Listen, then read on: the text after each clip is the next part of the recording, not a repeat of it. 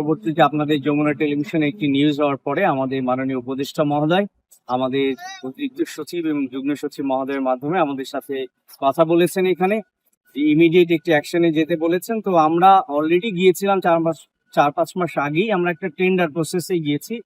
যে আপনি জানেন বাংলাদেশে কিন্তু কোনো ইউনিয়ন পরিষদের ডাম্পিং স্টেশন নাই, বাট আমরা এখানে শুরু করেছি, সেটা কাজ চলমান রয়েছে।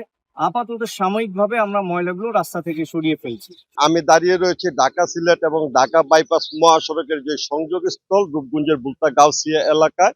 এই গাউসিয়া একটি জনগুরুত্বপূর্ণ স্থান। এখানে জানেন যে এশিয়ার সবচেয়ে বড় যে পাইকারি কাপড়ের বাজার অর্থাৎ বুলতা গাউসিয়া মার্কেট যেটি রয়েছে সেটি কিন্তু এখানে অবস্থিত। পাশাপাশি এখানে 5-6টি পাইকারি ফলের, মাছের এবং সবজির আড়ত রয়েছে। 17-18টি ডায়াগনস্টিক সেন্টার, পাশাপাশি আরো অসংখ্য বিপণী বিতান এবং দোকানপাট রয়েছে এই গাউসিয়া অঞ্চলে।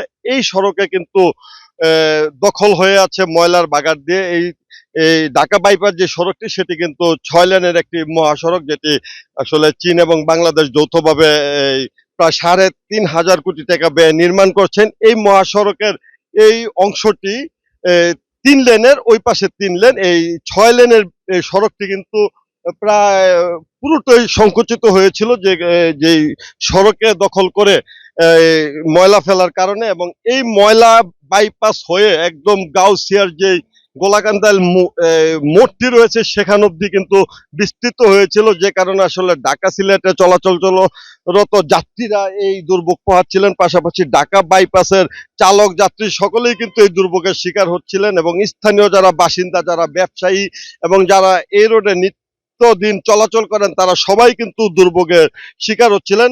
পরবর্তীতে এই সংক্রান্ত একটি সংবাদ যমুনা টেলিভিশনে প্রচার করা হয়, এবং এই সংবাদ প্রচারের পরেই কিন্তু স্থানীয় সরকার, সমবায় এবং পল্লী উন্নয়ন মন্ত্রণালয়ের যিনি উপদেষ্টা রয়েছেন আসিফ মাহমুদ ভূঁইয়া সজীব, তিনি কিন্তু রূপগঞ্জ স্থানীয় প্রশাসনকে নির্দেশনা দেন যে যমুনা টেলিভিশনের সংবাদ প্রচারের পর তার পক্ষ থেকে অর্থাৎ সরকারের সর্বোচ্চ পর্যায় থেকে নির্দেশনা আছে এই ময়লা দ্রুত অপসারণের জন্য। যারা এবং তারপরে কিন্তু টনকনগরের লোকাল প্রশাসনের আজ রূপগঞ্জের উপজেলা নির্বাহী কর্মকর্তা এবং নির্বাহী ম্যাজিস্ট্রেট সাইফুল ইসলাম জয় এখানে দাঁড়িয়ে থেকে কিন্তু নিজে এই মহাসড়কের ময়লা অপসারণ করে একপাশে সরিয়ে দিচ্ছেন, এবং তিনি আমাদের জানিয়েছেন যে যমুনা টেলিভিশনের সংবাদ প্রচারের পরেই কিন্তু তিনি সরকারের সর্বোচ্চ মহল থেকে নির্দেশনা পান ময়লা অপসারণের জন্য। তারপরে কিন্তু তারা ব্যবস্থা নেওয়া শুরু করেন, এবং তিনি জানাচ্ছিলেন যে গাড়িটি ময়লা সরানোর কাজে ব্যবহার করা হচ্ছে সেই গাড়িটি